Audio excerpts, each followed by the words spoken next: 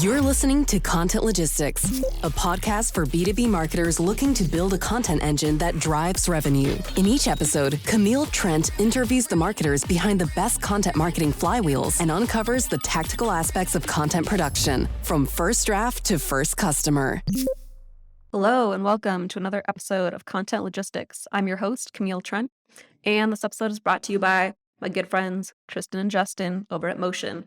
If you don't know by now, they are a full stack podcasting agency for tech marketers looking to launch a podcast like this one. So when I say full stack, that means that if you need help launching the podcast or even figuring out what the podcast is going to be about, what's the strategy, they will help with that. They will also give you the frameworks that you need for the outline, for the schedule, for just running the show like clockwork. And then lastly, probably most importantly to me, is that you don't have to think about editing the podcast, adding the intros, outros, show notes, turning it into a blog, turning it into clips, figuring out how to promote it. They will take care of all of that for you. So I've worked with a few different agencies in the past, a couple good ones, some bad ones. Definitely recommend them. I think they're the highest quality, and they just think like a media company versus your typical turn and burn content marketing agency. Today, our guest is Mark Kilens. He is the CMO of Airmeet. He's coming on to talk through how to build a content team. I'm really excited about this one because Mark has the reps. He has been at HubSpot. He has been at Drift, both as a VP. And so he's going to come on to talk about what's worked in the past, what works now, and how that's evolved and changed over time, and how you can think about evolving your content engine and your team to meet buyers where they are now. Here's our interview. Mark, welcome to the show. Good to see you again. Great to be here. Thanks for having me. Yeah, so I love what you're doing at Airmeet, and we actually were just on the same event together. So thank you for the invite for that. It's a lot of fun. So anyone who isn't familiar, go check out Airmeet, and you will be familiar with some of the past places that Mark's worked. Feel pretty confident about that, in that Mark's been the VP of Content and Community over at Drift. He's also been the VP of HubSpot Academy. So both of those more content marketing focused marketing leadership roles, I would say. So really what I was interested in having you on this show for was talking through how to build a content marketing team, who to hire first, what mistakes you see people making right now, like how that's evolved. Content's evolved so much with the new channels and new social media being added every year, right? And so it's almost like, what is content marketing now? How do we define it, right? What's brand? What's content? Are they the same thing? So let's just start with what you see, the landscape. What are some of the biggest mistakes that you see people make when hiring that first content marketer? And then also when and how they try and scale. Cannot wait to go deep into this conversation with you. This is going to be so much fun. So the first big mistake is you got to hire people that have passion, that believe in the thing that they're going to be creating content for. It's like the number one thing when I interview people is you have to, that person has got to love and be super interested and super curious about not just the thing, but like the broader category. And they have to show that excitement right throughout the interview process. Like great content marketers, as you can see, like I love content, right? You can probably get that vibe. Great content marketers aren't just great at writing and editing and interviewing and critical thinking, all very important things. We can unpack that stuff. But what they're in some programmatic kind of demand gen thinking. But what they're really great at is taking that extreme, sometimes the best case is extreme passion and belief for that topic, that category, and translating that into content that they might create or they might co-create with someone else.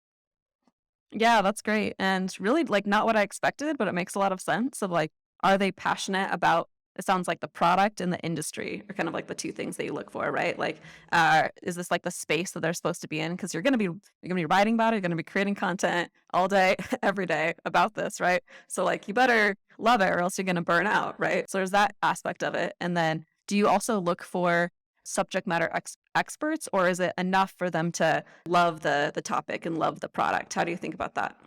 That's a very good question. So I'm a big believer in content marketers should be more content brokers and curators than just creating net new original thought leadership content. And we'll talk more about this when we get into like, how do you want to design a content team today and almost, kind of design it in a way that it is future proofing itself. So we'll talk about that in a minute, but the belief and passion is number one. Number two, I also ask a really important question around what is your personal or what is one of your personal principles or values? So, what I mean by that is, we all have these things that we believe deep down. They're taught to us by our parents, by a teacher, a mentor, or someone in sports, whatever, right? Like, who knows who teaches you these things, but like you have them innately in you, right? One of mine is never settle. I believe that, you could always be doing something better. There's never perfect. Always keep moving, never settle. And I'm trying to get an understanding of like how these people think besides that passion. Because what I want them to really understand is your job is not so much to be the person that all of this great content comes from. You're more of a journalist, which is talked about these days in content, right? But like you're more of a person who is interested and curious about learning from other people and are then really excited about taking those learnings, taking that partnership and relationships you build and using that in your content marketing motions to benefit ultimately the company you're working for. So yes, belief in the brand, belief in the product, belief in the industry, super important. But I'm looking for these innate character traits that make up a great content marketer. So curiosity, someone who actually likes to build relationships. I'm not saying you have to be extroverted, you can be introverted, but someone who actually likes learning and building relationships with other people, someone who's also not afraid to take risk, is actually comfortable with being uncomfortable, those types of things. Yeah, yeah. Okay. The key word I wanted to call out here, because I've heard you say it at least 3 times, just in the course of the last 5 minutes, was curiosity. And I want to call it out because I've heard that from others as well.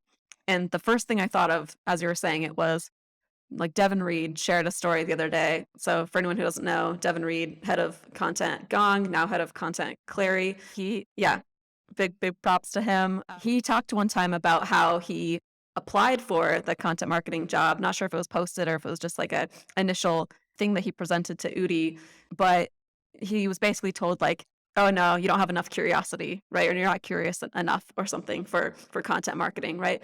And then he clearly proved that wrong over time, right? But that was the thing that you pointed out too, is you're looking for like that curiosity, and it's one thing to just be generally curious, and I think you need that as a marketer in general, right? Like, can you be an effective marketer without being curious? Probably not, because you're not going to ask those questions of customers and like dig deeper to kind of find those insights. But then there's also the curiosity about the product, about the subject. So that being kind of like the X factor, it sounds like in interviews. We definitely, and then the intrinsic motivation. So we're all motivated by things consciously and subconsciously. What I'm trying to do when I interview anyone, doesn't matter if it's a content marketer, but I'm trying to understand people's intrinsic motivation, extrinsic motivation, things that I can do to influence you. As a leader, as a manager, I should be able to do those things and they definitely help. And you want to do those things for the right reasons, of course, don't be malicious about it in any way, but like, there's people that are intrinsically motivated about different things and they have different levels of intrinsic motivation. And I'm really trying to understand that at the end of the day, because I also try to look for people that have this kind of entrepreneurial spirit. Entrepreneurs, they take risks, they're bold, they're curious, they're always trying to like look at the world a little bit differently and figure things out. And so one of my ultimate kind of tests that I've seen to be successful when hiring content marketers is like, does that person have some type of entrepreneurial endeavor? Doesn't mean it has to be a business. It could be anything from like, look, like I'm helping a local nonprofit out and to help them grow and to help them, have bigger impact in that local community, right? Like that's entrepreneurship in a way, right? Like I founded that in a way. I'm very involved in it. Like, I have this intrinsically motivated things. And I ask questions like, well, why? Like, tell me more about that. So I'm less interested in skills. I'm more interested in character. I always say, hire for character, train for skill. And I think that's really true when it comes to content marketing these days. Yeah, yeah, no, I think that's great. Yeah, thinking back on some last hires, that really was it. There was one person, Diego, again, shout out to him. He wrote several books, right? Like he wrote several books and has like a whole side hustle, and that was huge, right? Like that was like a big reason that's going to help you stand out. There are plenty of other great traits as well, but yeah, that entrepreneurial spirit is not only do they have the ideas, but can they execute it? Because it's usually like kind of one or the other, right? You have like the strategist over here who can set the right strategy, has the right ideas, right? Like can put on paper, but then like you have executors over here, right, too. And finding that person like all in one, right, is hard. And so holding out and making sure like you get both of those, especially early stage, because you can get away with having those things be separate later stage, but early stage, finding those together, it was like an X factor for me, I think when I look. Okay, so we can kind of dive right in actually to the logistics here, right? So what I mean by that is I always like to qualify in these things. Like there's not one size fits all. Like this advice is not going to fit you perfectly, right? It's all situational. And so I always like to start out with the when, right? Like when should you think about even hiring a content marketer? And then like when should you think about scaling that team, right? Like what are some of the triggers like you should look for? What should you have in place? So let's just talk about like the when we should even be having this conversation. For me, content marketing is one of the first 3 people you hire. And you hit the nail on the head with your last comment. Like specialization changes as the company grows, right? You're generalists, and then over time, more specialization happens. I truly believe that one of the first 3 hires, I'll give you my top 3 hires. Demand gen, a generalist in demand gen, a generalist in content marketing, and a generalist in product marketing. Like that's like the golden triangle to me, right? Like, at the most fundamental terms, right? And then you could loop in a lot of other things into those if you want to, but I think content marketing is like, 15 years ago, it was like, oh, inbound marketing, content marketing. It's like, ooh, what is this? SEO? Like you said at the beginning of this, everything is content these days. Content is something you just have to do. You either have to, create it yourself, enable the influencers community to do it. Most likely you need to do both. Uh, you can't get away with it. There's no way not to do it. So for me, when I look at like, is content first, is demand gen first, is product marketing first? I really think it depends on the person who's in charge of marketing initially. How much are they in charge of marketing? Are they 100% in marketing? And if they're 100% in, what is their like specialization / experience, lean towards, and where do they pick it up versus the person you hire? Yeah. And okay, that's brilliant. So I think understanding who that first marketer is, like, so let's say that you're the VP of marketing in this situation, right? So being really honest with yourself about what you're good at, what you're not good at. And then are you saying that you try to, for that next hire, even it out, right? Like find someone complementary to Mhm. you and not duplicative? Is that like the second hire? Yes. My first hire, if I was like the founding person doing marketing on this team, I would hire a demand gen person because I know I would be able to create enough content through other folks. I mean, we're talking full time here, but like I would be able to create content. I would also be able to use probably freelancers, maybe an agency relationship, right? And be able to scale it that way initially because my expertise is there. Demand gen, I could do it, but like my expertise is much more on the content side. So that's what I mean by like, finding out what that person's basically superpower is. I've kind of done all of marketing now, right? Like, and I oversee a 30-person marketing team now. My 3 core marketing teams are branding, content, and events, revenue marketing, aka demand gen, and then product marketing. So like that's how I kind of have it set up. And for me, if I was getting started, my superpower has been content. Like you said in the beginning, HubSpot, Drift, content to create communities. I'm going to bring on a demand gen person.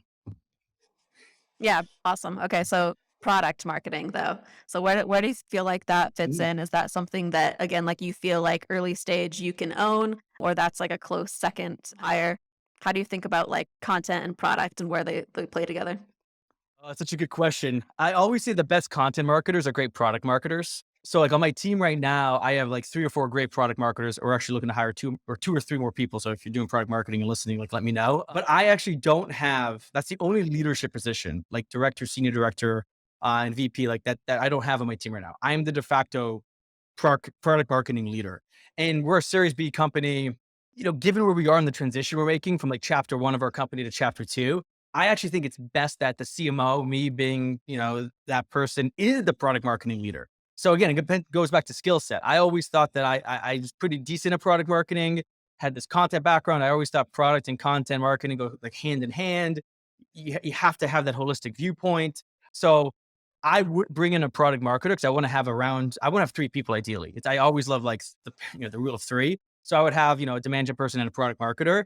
But at the end of the day, like, if I couldn't hire that person, I would then lean a little more into product marketing, and then I would outsource a little more of the content stuff. So I'm not the doer as much on the content side. I would outsource it to freelancers. I'd outsource it to agencies. I would overall see like the strategy, if you will, like what we're actually doing, but I wouldn't be doing it, making it. I would be focused more on the making and doing of the product marketing. Yeah, nice. I'm with you on all of this. I think like the more I'm in it, the more you see like category and like the strategy like really has to come from the top, right? You have to buy in from the CEO, buy in from the CMO or the VP of marketing, right? So it makes sense for them to kind of like own that or be like the final say in the end. When that's added and you saying what series A, series B, that's when you might think about, adding that position in your situation. No, I was just gonna say, you're right. Like I think it really depends on your kind of go to market as well, right? So if you're product led growth heavy, versus like very traditional, sales led growth, you gotta ask yourself like, when is product marketing more important? But I do think it comes down to the skill sets of people, and I think you just made a good comment around like the CMO these days should be the great uniter. They should unite the executive team. Like I strongly believe that the CMO should own pricing and packaging, which is actually something that I own at Airmeet. Like you said, category, positioning, all that stuff. And I'm not saying that they like dictate it. Like, they're not like, hey, well, this is what we're doing. They need to work across the CEO and all the other key executives to understand the market and align those groups, unite those groups so that there's one united go to market and the whole team is focused. And we know together, like who we're going after, why we're going after them, how we're going after them, and what are we using to go after them. And I really think that's the responsibility of CMOs these days. Yeah, and it's funny because I think we forget about like the market part of marketing sometimes of, oh yeah, like the chief marketing officer, they should probably own the market, like be responsible for like figuring out who the market is, who we're talking to, how we should talk to them, right? But when you break it down just fundamentally, it makes sense. So yeah. Another thing that you said is some of those different departments, what lives under content. You kind of already answered this question a little bit, but I wanted to dive deeper into it. So throwing out some things that may or may not be content, social, events, SEO, community. So how do you think about separating these things? Well, when we chatted last at Eventions, you mentioned having, I think, all of those things like under content at Drift. And it sounds like you have a lot of those things under content at Airmeet. So talk to me about how you think about those and how you separate those things within the content department. It's a great, great question. I definitely remember talking to you about this. I do think it goes back to the people. If you have someone who has that point of view and that enough experience and that desire to learn and step up into that position, having your content, your events, your creative, and your community teams be underneath one person. And some people just call that as brand. Fine. That I think is ideal. So we did that at Drift. It worked out pretty well. We're gonna not quite do that at Airmeet yet because I haven't found a person to be able to like do all of those things. I'm gonna have two people, in fact, maybe even three people to start with, own those own 4 or 5 different things. There's gonna be like three leaders. And the reason why that's the case is I actually think you need two types of content these days. So you'll probably need two people to lead each of these content groups. You need content that is much more about getting people engaged about your brand, the problems you help them solve, how to think different, how to, and I'll give you a real example here in a minute, and in getting them engaged in content that isn't in any way about your product or service and is only hinting at or slightly touching at your actual either product oriented category or solution oriented category. And I do believe there are two differences there. Like, for example, a product oriented category is HubSpot's example, at least, for many years was CRM. It's their CRM system now, right? Their solution oriented category for a long, long time. I think they've started to kind of drift away from this a bit, but it's been inbound marketing. Inbound marketing is not the product category. That's the solution, right? Or you could call it maybe the brand category, right? And I think the best companies understand those things are fundamentally different. And the solution oriented category is more the catalyst for community building. And that's where this first product team dabbles a bit. But now today, it's even beyond that. Like they can't be talking just about like, oh, it's event-led growth or inbound marketing or conversational marketing, whatever. They need to be talking about things that those people that would be interested in that solution, interested in, say, event-led growth, are kind of talking about and dealing with and interacting and creating media. Again, it goes like, what's media, what's content, what's community, right? These are all broad terms, but creating assets, creating brands, basically creating products in the form of events or content or micro social, whatever, right? For that kind of top of the funnel. Then you have another content team that's much more about, all right, these people know about the brand. They know maybe a little bit about the solution. Now let's start to pull them into the solution for real. Let's really educate them about this new idea of event-led growth or inbound marketing. And let's educate them more about Airmeet now and the product and the event experience cloud in this example. And like, let's make that more education based and pure outcome based versus more inspiration, entertainment based, which is this other content team. Because those are two distinct content teams, in my opinion, these days. Both will use events. Both, and events is the general term, right? Like webinars, trainings, events. Both will use episodic content, most likely. Both could have a podcast. Both could, they could do all these things, but it's distinctly different when you think about the journey of a customer and how you would actually measure the effectiveness of those teams and the value it creates for the business. Yeah, that's really interesting. I haven't heard it put exactly like that, and I'm really interested in, because I'll prompt you for those examples too. I think that'll be really helpful for people. But it sounds to me like, in the terms I had thought about it in the past, like audience building, right? Like you have and community building and all of that, right? That sort of top funnel that you're talking about. You need that. So you need people to to listen to the messages, right? But then you also have like the solutions category. And this is where I feel like product marketing can be really helpful, of like setting up the frameworks for those things and helping the content team really understand the product and be able to create create content around it. And I also see that team working closely with the demand gen team, right? Because it's a little bit closer to the bottom of the funnel and being able to convert people, right? So you talked about different types of events, right? So you may have more of a sales motion or a demand gen motion, like with that solutions category, whereas like this other team is going to be measured differently, and it's more just about, let's just build the audience, build the community, right? Long-term kind of thinking that way. So let me know if I got that right, or just like any other details in there, and then some of the examples you had for them. Yeah, no, it's pretty good. I mean, audience building is around, the brand. So I'll just maybe use like HubSpot as the example. Like it's a pretty good example, right? So like, and we can unpack a few others too, but the brand is HubSpot, and we're trying to build an audience around learning about HubSpot. How do they build that audience, and how do they create that like connection with that audience? And if you think about the audience HubSpot was going after, and still is for the most part, it's definitely bifurcated now, but like B2B marketers initially, right? Like the audience was B2B marketers, the brand was HubSpot, but what was the hook to get them into the brand? It was kind of like inbound marketing, right? I would call that like this like solution level category. The hook's like, hey, no, it's not like marketing automation or like content management system. Like the original products was content management system, like not even that. It was really just blogging tool, blogging and SEO. I mean, who wants to be hooked by a product, right? And very few of us probably, right? So it's like, what's this big idea, this hook? But there's gonna have to be multiple hooks to get you to that idea. So that's your point on audience building. That's like you have all these paths that lead you to a destination, right? Think about a map. You're trying to get to a particular spot in the world. There's a lot of ways you could get there.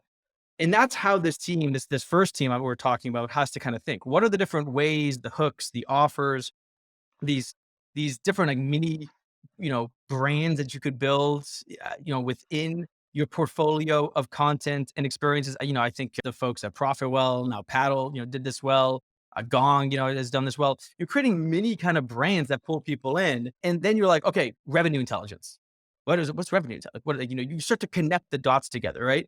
And then that's where that product marketing stuff starts to pick up, and then you start to teach them about like, well, here's how like revenue intelligence works. So here's how inbound marketing works. Here's how event-led growth works. And here's why you should care. Here's what's going to help you, et cetera, et cetera. And then it's like, all right, let me teach you, you're really hooked into that now. Let me teach you how Airmeet or Gong can really change your business through software, right? So it's all about going through these different levels of altitude, and that's how you land a plane. It's the same with a customer. You gotta bring them through these levels of altitude, just like you do when you're landing a plane. Because if you try to go from 30,000 feet to zero or the runway too fast, you'll crash. And the same thing will be with the customer for many reasons, right? So it's all about that. So it's how do you structure your content team and product marketing team a little bit to make sure you have all of the levels of altitude articulated and you can land that plane. Yeah, I like that metaphor with the altitudes. And it's kind of just like a nicer way to think through like funnel, right? It's just like you need like something if I'm looking for it, right? Like if I'm in this stage and if I can't connect the dots, then that's a problem. So look at where there's gaps and where people are unable to connect the dots between like your content and your brand, like and your product, right? And what you might be missing and what bridges you kind of need to build through content. So yeah, I think that was pretty good breakdown of exactly how to hire a content marketer, first content. So what about like you've hired the first content marketer, maybe you're stage B, C. What are some of the next few hires for you? And obviously it's very dependent on the business model, right? On funding, things like that. So maybe just to walk through actually some past examples from how you built at Drift, how you thought about building HubSpot, how you're building now. Yeah, absolutely. So we talk about those two content teams. Both of those content teams need a creative team. You're going to have to build a creative team. I'm a super big believer. Did this at HubSpot early days. I came to Drift and there was already a really great creative team and we built it a little bit more. But you need video producers, you need designers, you need developers. I mean, you have to have that. And you could get away with one each. I really strongly believe though, like, series B and C, like you should be able to have one of each of those people on your team, if not more, like sitting full time on your team, and you include them as soon as you can in the creative process for anything you're thinking about creating. You can't be like 50% of the way through and like, oh, come on in, video folks or designers. Like that's the wrong thing to do. Just do not do that, please. It's not good for anyone. So I think that's definitely one group of people you want to cultivate. Another group of people you want to, build and start to specialize, if you will, is this idea of the more middle, but really bottom of the funnel type content, the content that's about outcomes. How do you get someone skilled up in a thing that if you skill them up in this thing and you teach them a bit better and you actually make it so it's a bit more structured in how they go through the content, they will have a higher likelihood that they're going to keep doing it and do it at the right level of proficiency. So what I mean by that is like this whole like education thing, right? So it's like, how do we hire people that understand how to build education, which is basically structured content. All education is pretty much structured content that's either on demand or live. I know that sounds kind of like maybe I'm oversimplifying this, so apologies, but the way you think about that is you always think about the end in mind, and you always are trying to figure out how do I assess if that person actually attained said skill or knowledge that I'm trying to get them to attain. And that those people, are very often not part of marketing teams, but I think the best marketing teams have those people embedded into them because they will also help the people that are doing more of the audience building. Because, yeah, for example, I was talking to Daniel Murray the other day. He and I are collaborating on this 7-part content marketing legend series. We do them every Thursday until the first week in November.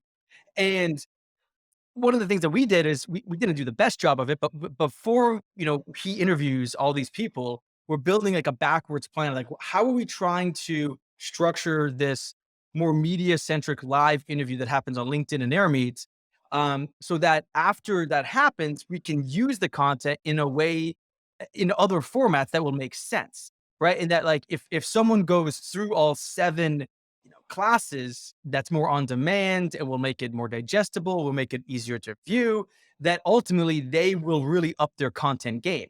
The only way you can really do that with a high degree of confidence that's going to pay off is if you think, what's the outcome? How do I structure this education? How do I structure this content? So I think if you had the luxury of hiring an instructional designer, a teacher, someone like that, which is very uncommon for content teams, even marketing teams, I think you're going to be in a really strong position. I'll pause there before I keep going because you probably have something you might want to ask about that. Yeah, that's interesting. Like the frameworks person, right? Like the curriculum developer person. Have you ever hired that person on a team before? And this kind of bleeds into like the follow-up question, so we can sort of like go into here of order of operations for content teams. So you mentioned there's usually like the two separate top funnel, bottom funnel, right? So kind of like which one to hire first, and is it partly just what talent that you sort of come across first, and or is it, no, you should always like hire this group of people first, whether it's the creative team or the, brand marketer or the, more bottom funnel solutions content marketer, but just order of operations there, and even maybe how like that learning person might fit in. All of my content teams have had that person. I'm about to hire that person again at Airmeet. So yeah, I will never not on my marketing teams moving forward have someone who has that experience and knowledge in creating education. And there's so many benefits. It pays off and rubs off in so many ways for so many people. That's an easy answer. The question around like which one comes first, definitely harder. For me, it goes back to how much do you want to lean into, say, your CEO, other key people at the company to potentially help you with audience building.